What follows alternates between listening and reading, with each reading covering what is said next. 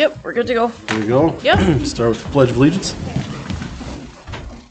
Pledge allegiance to the flag of the United States of America, to the republic for which it stands, one nation, under God, indivisible, with liberty and justice for all. All right. Personal appearances. We have any personal appearances today? Brian, you gonna go? Thank you.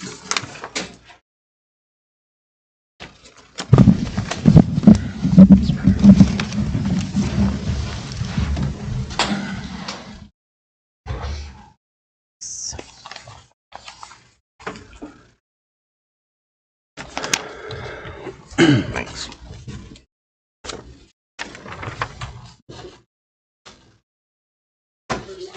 Yeah, I'll save it for Perry. All right, I am here, paperwork we can go through quickly. I'll try not to take up too much time. From the Minot Hockey Boosters to try to add a off-ice training area in the Eck rink. The first handout is the budget that we got from ROLAC for the build-out of it. We are not asking for any money. We're just asking for the ability to be able to do it. It's going to range somewhere between 175 and 250,000. So that first page is that. It includes the sprinklers and fire suppression and everything in there. And I spoke with Jared on making sure the Park District had a say in like the finishes on the outside of it and all of the final details of it. The second handout is kind of a mock area of what it looks like in there. It is a 20 by 60 build out of a room. If you're not aware, we are limited a little bit on ice, and with another high school team coming and expansion where it is, trying to find a way to keep the kids busy if they were to lose any ice time or also have extra. And then the final handout is a picture of where the area would go in the East Rink. So our plan would be to have it fully staffed and by a Minot Hockey Boosters work, not something that's just open to the public to just come in and use. I'm sure if somebody from the Park District wanted to use it, that wouldn't be an issue, but more on not bringing extra work on Bob's plate to have to worry about what's going on in that room, any liability in the room, if kids are just coming in and out. So on that end. So we're just asking for the ability to be able to use it, and that's really about it. If anybody has any questions on it. Would there be any loss? Pardon? Would there be any loss of seating? Yes, that whole bleacher would come out. And then you would be added, so the whole bleacher area comes out, that's 20 by 60, and I would say it's probably about 300. And then you would be able to walk out from concessions on top of it. So I would say that'd probably be about 60 to 75 people added back to it. Under the current teams that play out of Mesa, outside of the Toros having to play a game in there, there would still be plenty of capacity for a high school game, Minot State game. The Toros are the only ones that would struggle if they had to play a game in that rink without that seating. So would it be connected to the existing walkway that's So yes, that balcony would connect to the top of the mezzanine of the new room. So it'd really be two access points to that. You'd be able to get in from inside concessions or from the current south end balcony. Who do you envision being able to use it? Well, I mean, All hockey groups or some hockey groups? technically that would be up to you guys outside of Minot Hockey Boosters users. If you guys wanted us to allow somebody to use it, I don't envision us saying no. It's not like we would play hardball with anybody getting into it. The figure skaters express interest in using it and helping out also with it, so they would be able to. I mean, the main thing is that it's staffed and monitored by somebody that's using it. I mean, if the high school team wanted to use it, I can't envision us saying no to the high school team, or the boys' high school or girls' high school, or to using it. Mr. Mayor, if they're certainly taking on the financial parts and security and so on, does that absolve us of liability? No, we would own it, physically own it. We'd make an agreement with them to, for use of it, similar to the rest of the facility, so. But we would physically own it still, just like, the rest of the amenities in the building. That did get brought up in our board meeting. If there's any extra insurance or liability, we would have it added to the policy that we currently have. So I have a question for you. Yeah. I know that we have another room in the facility that may be similar in size, that's currently leased by another organization. Would you guys have interest in us having a discussion with that leaseholder to possibly give you an opportunity to do this same thing in the room that we have existing? Happily. Okay. Before you spend the money on this, it would be nice Yep, we would to make an attempt to have happily a discussion have with no them. problem not investing that money into it and using the other room. Fair enough. Just currently, it has to be by one of their staff, and their hours don't always match, and Right, and that, our vision on what we want them doing and what they want to be doing don't necessarily match, and not a bad way, but just we want to be able to offer more in strength and conditioning and functionality and all that stuff. So that would be the only, we would happily we would not have to do. certainly at least try and lead the, the beginning of that discussion to see if it's an option. Yep. Maybe it won't fit with their future plans and they still have an under lease for, I think, till next year at least, or so. But we would certainly at least sit down and have that discussion Yep. before you formally move ahead. Sure. Mike, you got something to say? No, I'm good. I'm good to go. I guess I would make a motion that the board approves this addition contingent on meeting with the other party first. Does that make sense, Ellie? Meeting with the other party first to see if something can be worked out, because I would like to have this move forward quicker, than waiting for the next board meeting. But so I'd like to make a motion that you meet with that other group, and if something can't be worked out to gain that room, then to move forward with this project. Sure. That'd be my motion. I'll second that. Okay, got a motion and a second. Any other discussion? Call the roll. All right, this is all in favor. I guess we don't have to do a roll call, do we? Nope. All in favor? Aye. Opposed, same sign? Thank you. Thank you. Any other personal appearances that we have? Then we'll move on to meeting minutes. We have two meetings worth of minutes to approve. The January 17th regular park board meeting and the February 14th special board meeting. Can we approve those together, Ellie, or do we have to? Yep. So I'd look for a motion to approve those. I'd move to approve both Moved by of those meetings. Cliff, Second? second by Mike. All in favor? Aye. Opposed, same sign. Minutes are approved. On to the bills. Look for a motion to approve the bills in the amount of $864,016.68. I'll make a motion to approve the bills. Motion by Mike, second by Cliff. Any discussion on the bills at all?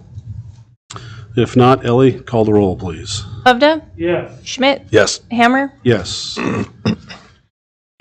On to the salaries. We have to look at approving the salaries in the amount of $333,507.49.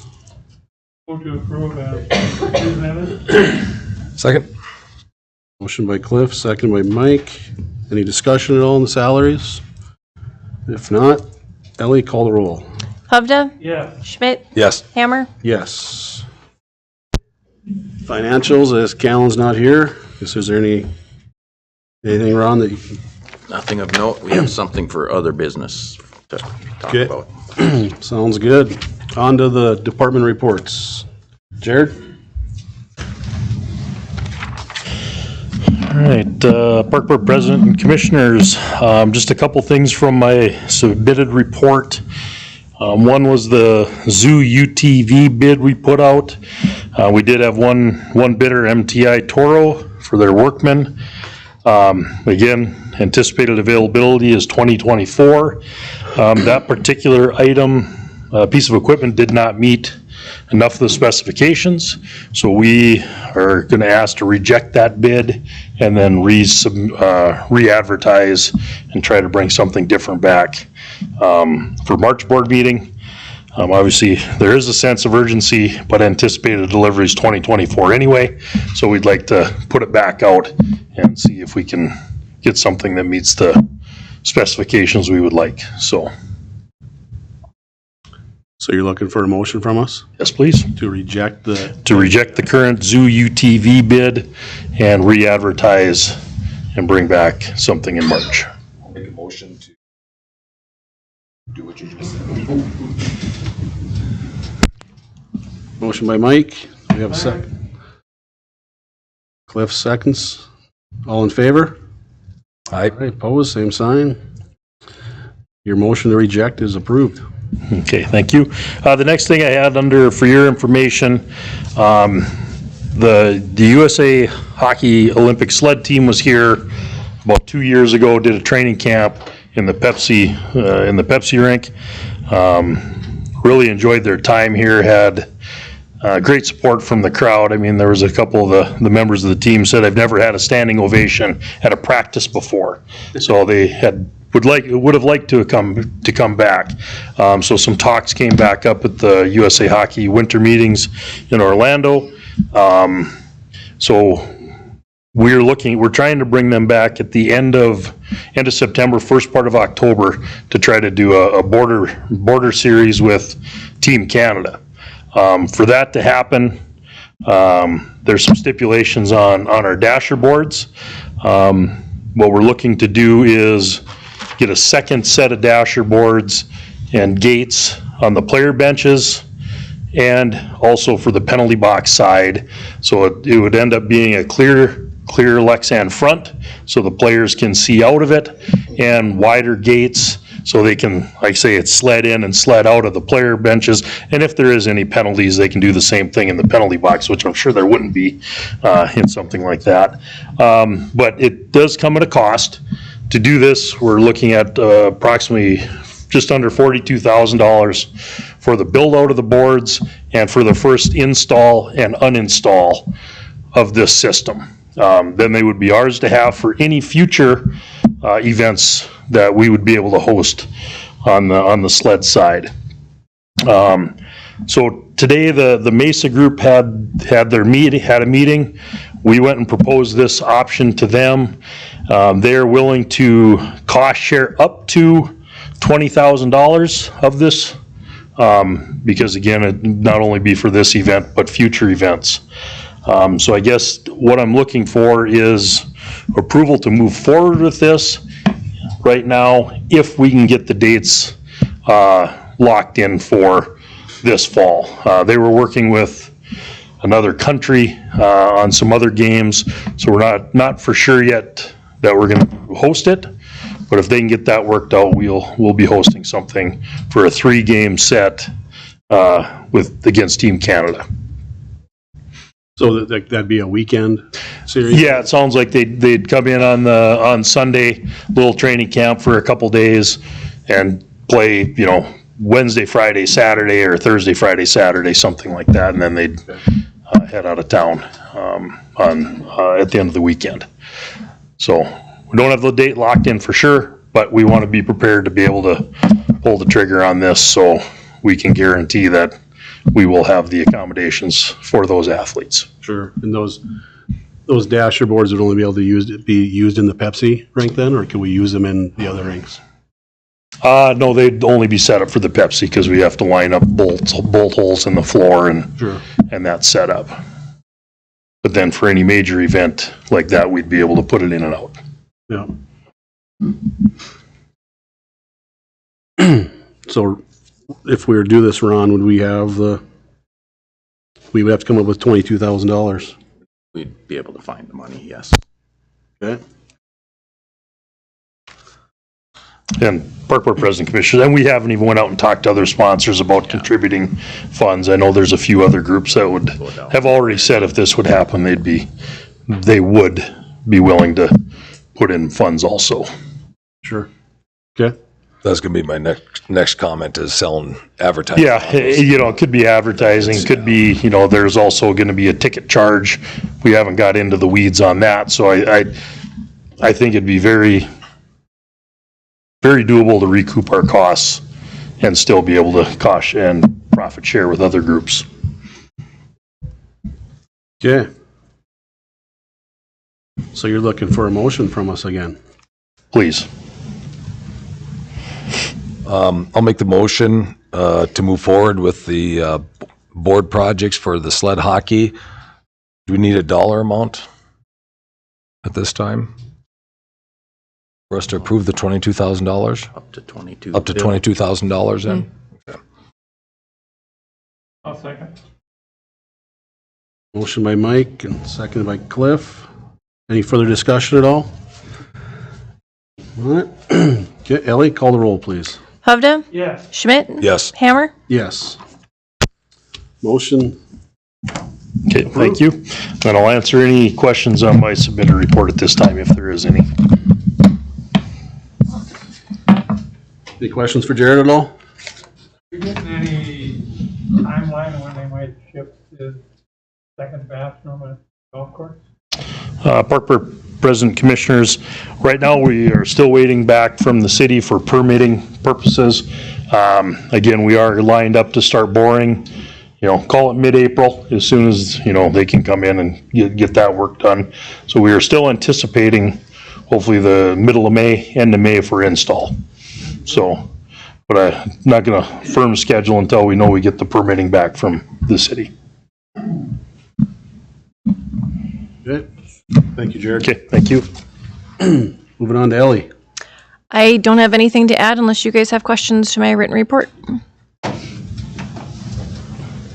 Any questions for Ellie at all? I don't think I have any, so moving on to Steve. June 14th, we've asked Governor Burgum to declare that Junior Golf Day across North Dakota. And we have a fundraising tournament at Tom O'Leary in Bismarck, and any board member that'd like to go down and play, we'd find you a team. It's just a real social event. Wouldn't cost you anything to play except driving down and driving back.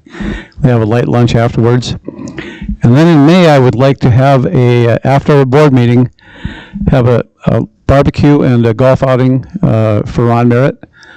We just play 9 holes. That time of year, we should have plenty of time to get 9 holes in, but also have the employees come out and have a burger or hot dog, whatever we have, and I'll arrange it if we could do it. So we want to have a short board meeting. Are any of them ever long? So, And that's all I've got. okay. I don't think we had to give you approval, Steve. Did we? Just do it. Yeah. Make sure there's lots of beer there for Ron. So, okay. Steve, I had one question. That golf simulator, that Full Swing Golf, was that software updates to that, or what was that expense? It was like $5,500? I think Jared took care of the software updates. Okay, that's what it was. It was a new computer system for the software. Okay, perfect. All right, on to Mike. Greens. The only highlight I got on my report is we're going to be attending North Central Turfgrass Association Conference in Fargo next week, so that just means spring's right around the corner. So. You bet. Make sure the tees and the holes are in a good spot on May there for that golf tournament. We'll do extra on that. All right, on to Jeff and the zoo. I've got nothing to add to my report, unless you have any questions. Anybody got anything for Jeff? Not, on to Bob. your wonderful 2 motions made tonight. I will leave it at that and say nothing to add. So thank you very much for both those motions. Great. Survived the weekend? Yeah, my microphone on. I was trying to be done, but yes, I guess since you brought it up, Commissioner Hammer, yes, we had a great weekend. Everything went really well. Championship had about 1,400 people there for the Minot and Legacy game, which is fantastic. And concessions, I think, was about 25,000 they made just on those 3 days, and a lot of positive comments about everything. So, Mr. Lundy has about 4 athletic directors that would like to have it in Minot year or full-time every year. Right now, we're on every year with Bismarck, so we will entertain those. Next year will be Bismarck, but if the athletic directors make that decision and we're fully willing to do it, we might get it every year. So we'll see what happens. But yeah, now we just have a week off and then gear up for the girls' state. So we're excited about that.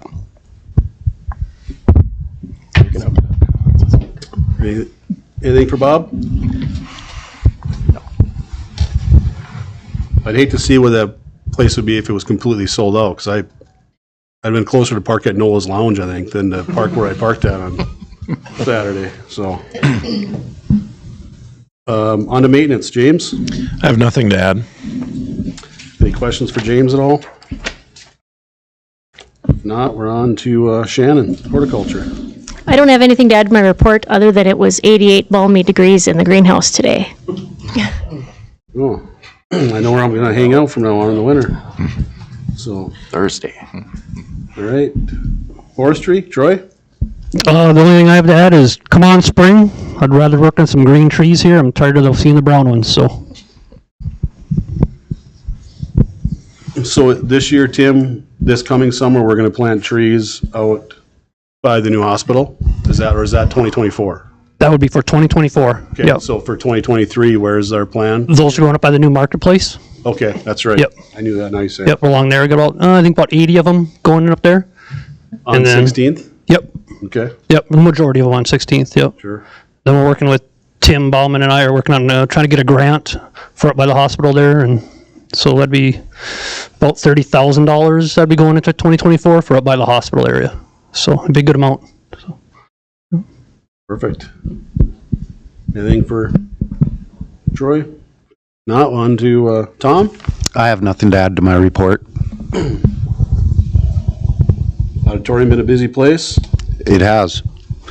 Minot High, boys and girls, basketball games, gymnastics meets, district tournaments. We have a district tournament starting on Friday, boys, District 12, and we finished girls a week ago this past Saturday, so 10 days ago or so. That's good. Anything for, question for Tom? Not, on to Ann. I have nothing to add to my report. Nothing to add.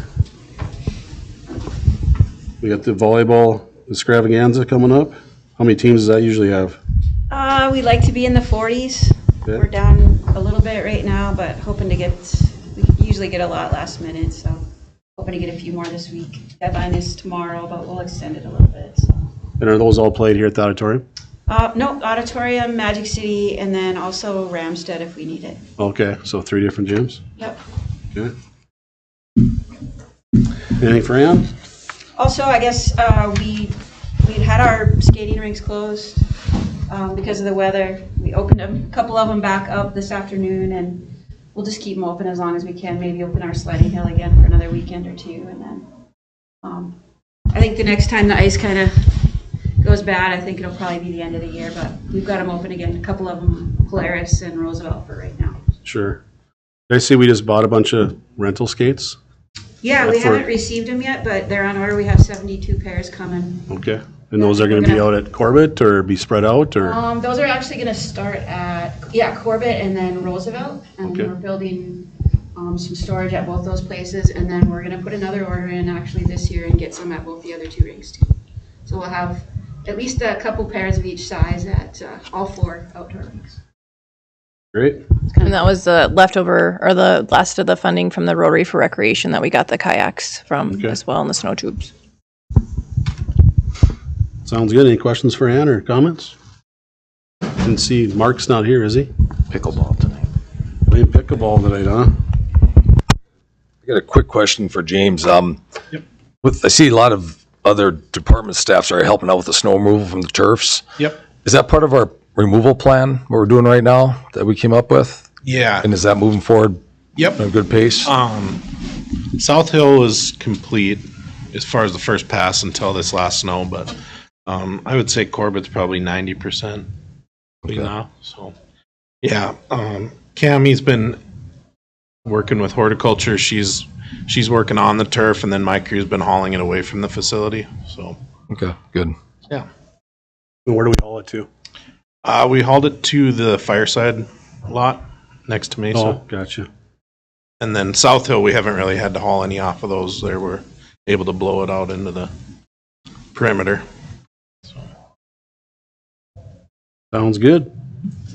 Anything else for any of the department heads?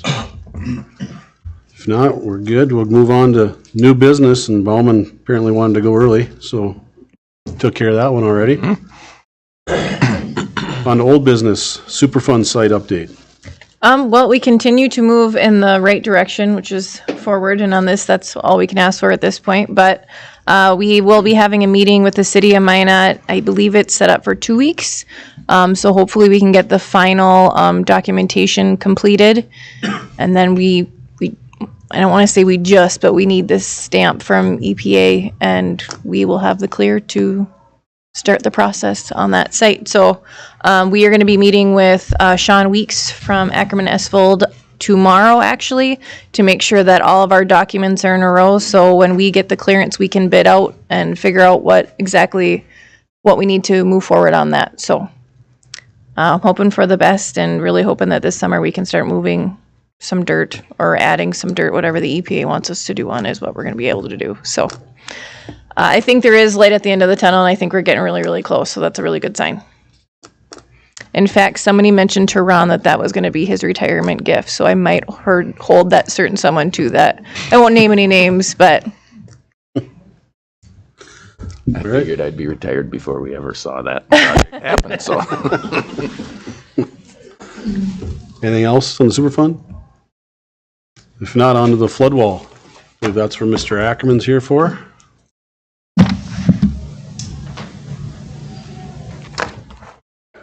Yep, I can pass it down. Yep, and I have... Okay.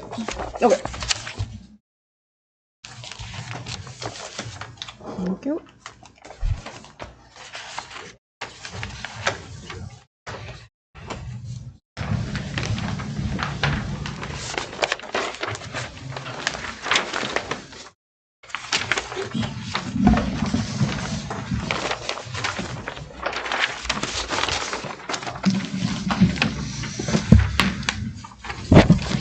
Here's another one too. I do have this uploaded on here too, Ryan, if you want to. Yeah, if you want to pull it up as I'm talking through it, that's great. Thank you. Yep. President Hammer and Park Board Commissioners Ryan Ackerman with Ackerman Esfold. Purpose of my visit tonight is just to update the Park Board on kind of where we're at with the design of the flood protection through Roosevelt Park, and also to solicit your feedback on some of the proposed finishes on the flood wall that we're contemplating through the park and zoo area. So just to kind of set the stage here a little bit, this first drawing, if you orient it this way, north is up. Okay, so if you're looking at it traditionally, north would be to the right on this particular drawing. The green shapes are indicative of levees, and the red line is indicative of a concrete flood wall. Okay, so basically, the levees are going to be located on the north side of Roosevelt Park, around the pool, and kind of transitioning to flood wall once we get to the south side of the tennis courts. And then it goes flood wall through what is currently Roosevelt Park, which will be soon to be the relocated North American exhibit for the zoo. And basically, we stay flood wall all the way through the zoo until we get over to Burdick Express, where we transition back into levee. Some of the things that are shown on this particular drawing, just to kind of point a few things out here. If you see something shown in orange or brown, that's something that's going to be built by the flood protection project. Okay, so essentially, in those cases, we, as the flood protection project, are impacting existing exhibits, so we are going to replace them in kind. Okay, and give you a new structure, approximately the same square footage. In most cases, they're a little bit bigger, a little bit better finishes and things like that. So we think it'll be a bit of an upgrade there. Where you see kind of maybe a light blue shading, and it doesn't really show up too well on these, but these would be future exhibits that have been master planned for future inclusion and construction by the Park District. So, not much has changed from the last time that we met from a high level. So, we're still kind of going down that same path. There's just been some additional detail that's been added to the plan. So I want to jump into what we envision the red line on this map to look like. That'd be the flood wall. So the first graphic that Ellie has up there, I mean, this is just really a plain, it's a plain concrete wall, using some form liners and things like that to make it look like it's stacked, some stacked stone on the bottom. But really, this would be one potential possibility for the dry side. If you go to the next page, I've got that one marked up. This would be what the joint board is currently proposing for use on the wet side. Okay, so on the river side. So it would have that stacked stone look. You would have these vertical columns that split up the kind of that vertical face of the flood wall. Those would be spaced about every 30 feet. And then the top 2/3 of that wall would essentially be smooth painted concrete. Okay, and the reason why we're suggesting smooth painted concrete is just from a maintenance perspective. We've got some finishes that are a little bit more ornate in places like along 4th Avenue, as an example, east of Sammy's Pizza. There's, kind of this larger stone look on the bottom, and maybe it looks like brick up on top. The problem with that is maintenance. So to be able to refinish that, you're painting individual bricks, because that's paint. They're not bricks. It's paint. It's concrete with paint on it. In addition to that, getting graffiti out of the little grout lines is kind of a pain. So in areas where we're thinking, there might be the potential for, higher potential for vandalism, we're trying to kind of keep that in mind. But also balancing that with a desire to make things aesthetically pleasing. So the proposal at this point is the stacked stone on the bottom third, and then basically plain concrete that is painted on the top 2/3. Going to the next sheet, page 3. This would be what the joint board would be proposing on the dry side of the levees. So we're still looking at utilizing these form liner panels to give like a stacked stone look on the dry side or on the zoo side of the wall. But what we're envisioning is incorporating kind of a rolling hill pattern or theme throughout the entire zoo area. Now there can be some deviation from this, certainly, but what this would allow us to do in this case would be, we would essentially have 2 unique form liner configurations that we can then reuse over and over and over. It's a lower capital cost instead of, technically with this form liner stuff, you can do custom design throughout the whole thing, but it gets quite expensive to do it that way. So what we're proposing is basically reusing 2 sets of form liners to create kind of a rolling hill pattern throughout the zoo, with again the sections above that rolling hill pattern being essentially a flat painted concrete. Okay. Now, what we're envisioning is that we could incorporate some different things. The next page shows basically just a blank panel, that's in the middle. It'll make sense in a couple pages as to why that might be something you might want to consider. What these blank or these smoother concrete finishes in these flood walls would allow you to do is potentially to incorporate murals into the wall itself. So we've got a couple of examples shown on page 5. There's a camel and a lizard of some sort. Or if you look at the next page, there's a lion in there on page 6. Page 7, I mean, this is where you can start to get fairly creative with this, starting incorporating full mural scenes on the zoo side of the flood wall. So the landscape architect chose to portray a buffalo in the Badlands on that one.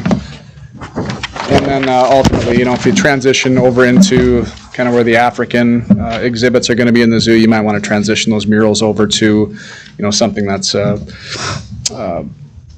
representative of what you might see in Africa. So, those are just some of the ideas. But again, what the joint board would be proposing to do would be to basically build the wall and paint the wall, okay?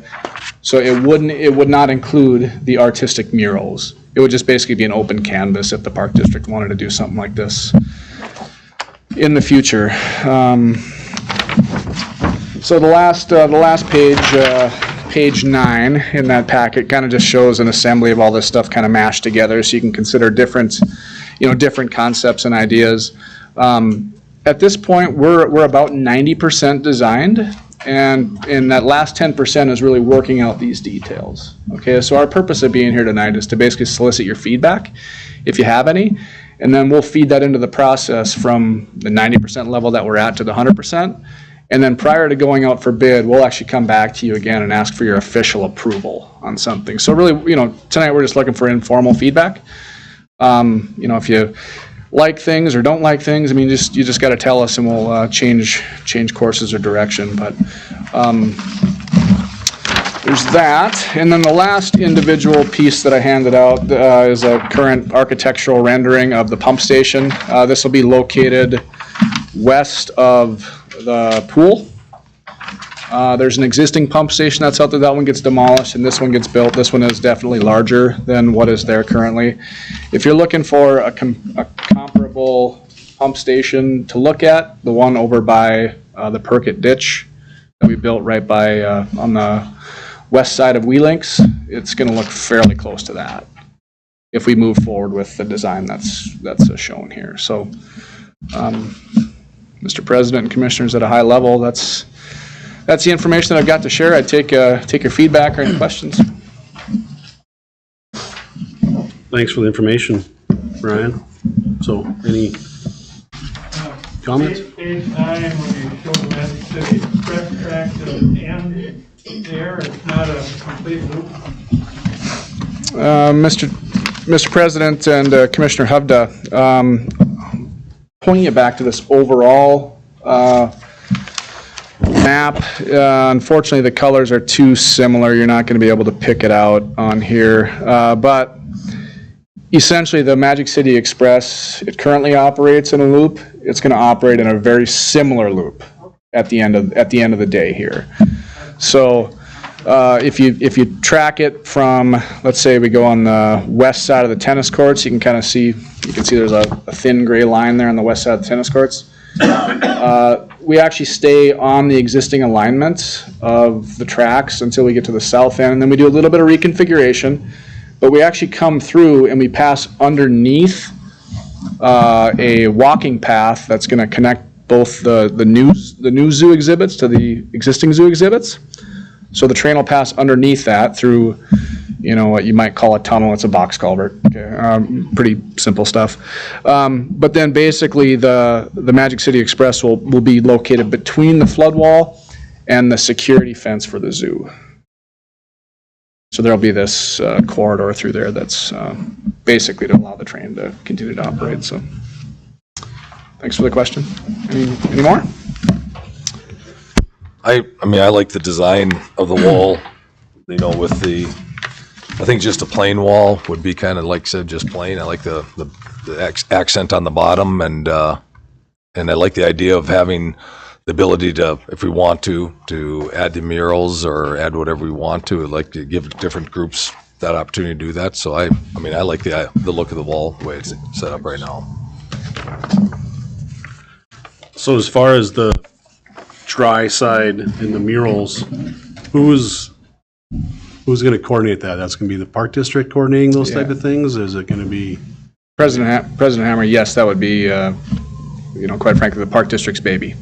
So are we also being tasked with maintaining that wall as far as like paint and any mural aspect of it? Yes. Yep.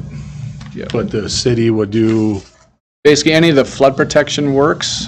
If there are structural elements associated with the flood protection, the city would be responsible for maintaining that stuff through Minot. with a little bit of nuance here. Essentially, where we're building levees within parks, the general belief is that, the park district is better at maintaining the grass. So the hope is that the park district would take on the mowing responsibility. That way it's nice in the park. Off the top of your head, do you know how long that flood wall is? About approximately? Length through here, I'm going to say it's roughly maybe 1,800 feet through here. Average height's probably 13 feet or so. Some of the conversations we've had in the meetings as far as the murals go is partnering with our arts communities and looking for some grant dollars to help with those. I think it would be a perfect combination of partnerships to be working with them, and there is quite a bit of grant dollars out there to work on murals and something like this. So I think it would be a really exciting project for us all to work on together. You can see on that last page that Ryan showed you, there's some areas where buildings might block the wall. So that was a suggestion at one of the meetings to carve out the areas where you can actually see it, to focus on those. So they included those in the picture as well. Internally with staff that have seen it, we've all thought this was a great idea. So just so you guys know that. They've been working with us for quite a while on this. Ryan, I just want to comment. I know I asked you a question one time about the cost of a flood wall versus the levee, and it was like, at that time, 10 times as much. So I know this is a significant investment, and I just want to comment that you guys have done a great job preserving the integrity of the zoo and taking as little land as you can to do what you had to do. So well done on that. I think it leaves us in the best position we can be in. And, Appreciate that. Obviously, had we put levees through that thing, we'd have had a mess and a much bigger challenge of reconstruction. So thank you. Well done. No, thanks for that comment. Just like to reciprocate, the compliments here that, the Park District has always been a fantastic partner for flood protection. It's, there's always great dialogue with the staff, always great dialogue with the board. I wish every agency was like this to work with. You're much better than my friends at the Corps or, State Water Commission or Fish and Wildlife Service or wherever. Okay, anything else? If not, I guess thank you. I don't really have any comments on it right now. I guess I want to take some time to look at it, but I think everything you've said, Ryan, is, to me, sounds like a great idea, and it's going to be exciting to see it come to fruition.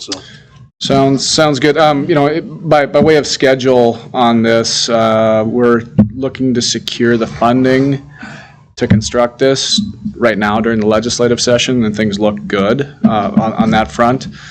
So we'll probably be in a position to start construction late this summer.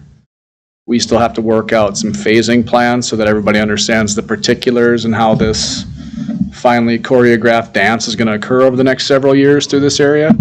But I guess our approach to this is to not have sustained shutdowns of the pool or the zoo or any of these other features. We're going to try and keep this stuff minimally operational, at worst. Okay. Fully operational is the goal, but there may be some hiccups along the way, but we're trying to phase this so that your users aren't affected significantly. So thank you for that. I appreciate that. Yes. Thank you, Ryan. Okay. One other item. Okay, Ron's got one more new business. So we need to, these are the 4 banks that we're currently using. Yes, you guys did approve First Western at a previous meeting, but we can just do it again. There's 4 banks on the list that we need to approve signers for. We do this every year, with the exception of the one bank on the list that we did not have a signer currently on the board, so we had to create that one from scratch. We weren't spending any money there then. Actually, we were. But then we got our attorney here. Yeah. Well, they were So- letting us, so yeah. this is something that they request, so, but if we can get this approved, then Kellen will supply the paperwork from each financial institution so that we can have the list Okay. And I- added to there. And if I remember right, did we, for First Western, wasn't the motion to add you and myself Yes. as the signers?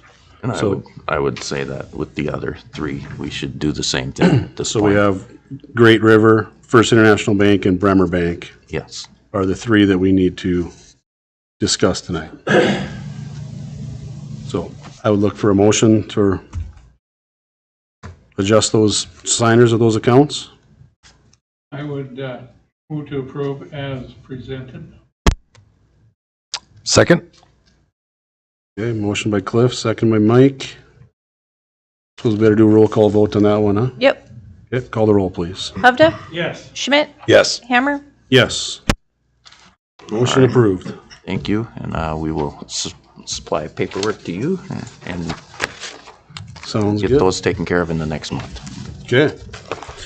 Next on the agenda is the approval of some alcohol permits for the golf simulator. We have 3 of them this month. Make a motion to approve the 3 alcohol permits. Move to second. Moved by Mike, second by Cliff. All in favor? Aye. Opposed, same sign. Alcohol permits approved. So on to the director's report. Most of what is on my list has already been discussed earlier. I'd like though Jared to give a project update on South Hill complex, the Shields complex. All right, Park Board President, Commissioners, I did submit somewhat of a written report on that project. They are working as quickly as possible to finish up the building. And again, every day you go now, it's starting to cut, the inside is really coming together. Netting poles for the exterior netting system over the middle mallway area. The posts are in, waiting on the netting. That should be here by the end of next week. So, I mean, shooting for a walkthrough the first part of March. Hopefully certificate of occupancy for when we start practicing. And that's with the building being ready, netting system up. We will have bleachers in place, and then we'll be working on temporary surfacing throughout the common area, because obviously with the weather, all the common area concrete work will not be done. And once we start, there is not a gap until the 3rd week of May, after I think it was the Class B region. There's a 10-day window there, and if the weather permits, they're planning to come back in and try to get that south side concrete flat work completed. And then that will be done for the following state tournaments and finish out the season. So we are working on what materials to use for surfacing, some different types of covers. Have talked to Mr. Ackerman behind us here about some turf. So I'll have to have another conversation with him, because we kind of have an idea of the area that we're going to look at. But that's where we're at. I mean, this cold weather this week didn't help outside work, but it's they're hammering out the building, and it really it does, when you get inside it does look really good. Okay. So after that B tournament in end of May, that concrete, then we're done. That'd be the finish. We hope to. Again, weather permitting. No, but that. Yeah, I mean, that literally is the only more than 2-day gap anywhere from the time we start to, middle of July. That'll give them that opportunity. The north side, there is still quite a bit of asphalt left, so there's some smaller areas that will need to get touched, will need to get concrete. But the south side is where the most of it will be. And then obviously landscaping and, some of the planting stuff will need to get done also. Asphalt repair on the parking lot after everything else is Yep. done. That will have to happen later as well. So. Yeah, I mean, obviously the goal is to have the building open and ready to go for play this spring, and then try to get everything else done as soon as we possibly can. So when's the first event there? March. Hopefully, Minot State, the 18th, I believe. March 18th is the Weather permitting. Weather permitting. Someone from Canada, I think, Brandon, coming down or something. Yeah. But the way the fields were cleared last week, they could have practiced probably.